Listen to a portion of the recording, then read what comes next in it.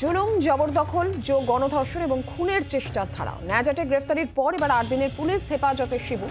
জনরোষের 12 দিনেও শাহজাহান ঘনিষ্ঠকে ঘিরে ক্ষোভের দৃশ্য চোখে পড়ল। কোর্টের পথেই চোর চোর স্লোগান উঠল, এলাকায় মিষ্টি বিলি হলো। ঠিক কি হলো, সামগ্রিকভাবে কি ছবি, আমরা আরো বিস্তারিতভাবে জানবো। রনয় তিওয়ারি টেলিফোন লাইনে রয়েছেন আমাদের প্রতিনিধি।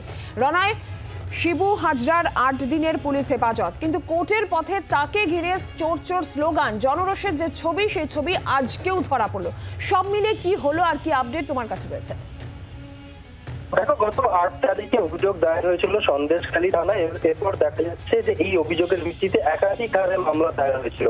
পরবর্তীকালে পুলিশ চেষ্টা অ্যাড করা হয় এবং গত 15 তারিখ অর্থাৎ যে মহিলা অভিযোগ করেছিল তার গোপন জবানবন্দির ভিত্তিতে 376 অর্থাৎ গণধর্ষণের অভিযোগ দায়ের হয়। এরপর গতকালই গ্রেফতার করা হয় এই শিবপ্রসাদ হাজরাকে এবং আজকে যখন তাকে আদালতে নিয়ে আসা হয় বা তার আগে তাকে চোর চোর স্লোগান বলেও জানানো হয়।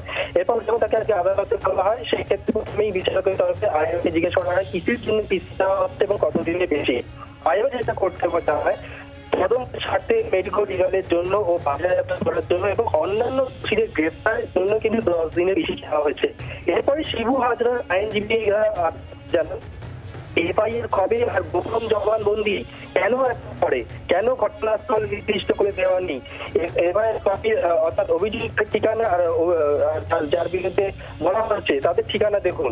এরপরে বলা হয় যে এফআইআর কপিতে কোথাও শিবপ্রসাদ হাজরার নাম নেই, অন্যজনের নাম আছে, তার মক্কেলে হাত ধরে কেন টানাটানি হচ্ছে, এটা একটা সাজানো ঘটনা, এমনটাই কিন্তু আপনাকে জানান অভিযুক্তের পক্ষে আইনজীবীরা।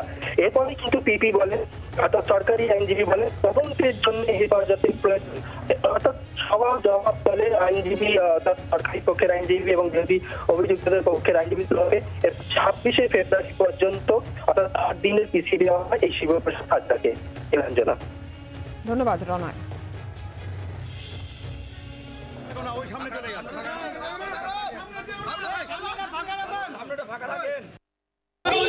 বাংলার কলঙ্ক, আমাদের বাংলার মা বোনেরা ধর্ষণ করেছে, ওকে বাঁচিয়ে রাখা উচিত না। ওকে চোর বলছি, ও হচ্ছে সব থেকে একদম নারী নির্যাতনকারী একজন, ওকে মেরে ফেলা উচিত। ওরা বাবুর কাছে তুলে দিন, আমরা ওকে শাস্তি দেবো। ওর জন্য কোনো আদালত নয়। বাংলার আওয়াজ, বাঙালির আবেগ, জি 24 ঘন্টা।